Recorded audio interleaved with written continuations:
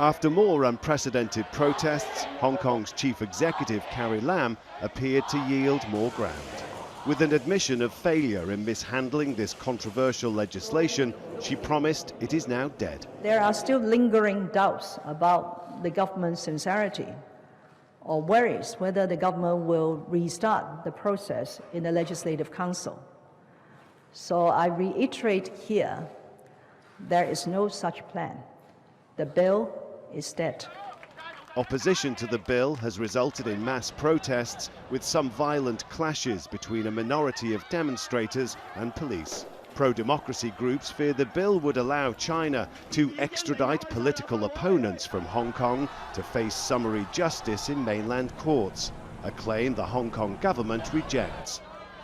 But Carrie Lam's concession doesn't go far enough for the protesters. She still refused to say the word withdraw. The extradition bill being put in the Legislative Council is a very legal, very formal legal procedure. However, she only said that the bill is dead. We cannot find the word dead in any of the laws in Hong Kong. Protesters believe the chief executive is playing with words, and that although her government has given up on plans to introduce this legislation, there's nothing to stop a future administration from trying again. Part of what many people here believe is a gradual erosion of Hong Kong's special freedoms within China.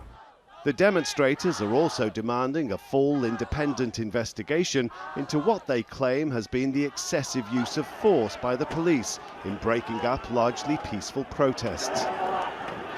The government's strategy seems to be weathering this period of unrest, hoping public support for the protesters will wane and that its concessions will have an impact. This kind of tactics are counterproductive. You don't handle a crisis this way.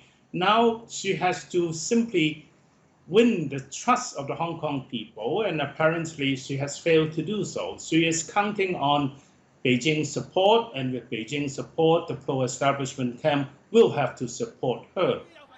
For the pro-establishment camp, the fact that people have taken to the streets in such numbers is evidence that Hong Kong's freedoms, like the freedom of expression, are alive and well. The bad news for the Hong Kong government, the protesters are promising more rallies. Rob McBride, Al Jazeera, Hong Kong.